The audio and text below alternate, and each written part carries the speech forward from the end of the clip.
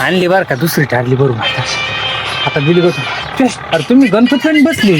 अरे यार अरे आवरा टरबूज दिले तर आम्ही भरू नका. आवरा ना घ्या ना तुम्ही बरोबर. आतापर्यंत एक पण दिले नाही. चला. आम्ही दोघे काय करू खाली? श्री गणेशा करू.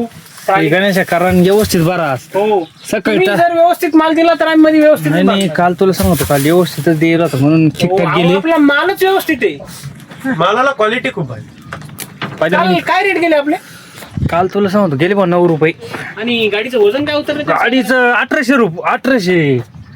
गाडीचं वजन 1800 आलं बाबा. 1800 आलं का? त्यांचं रुपये तुम्ही कसं कमिशन राहिले आज आपण फुल 38 कमिशन राहतं.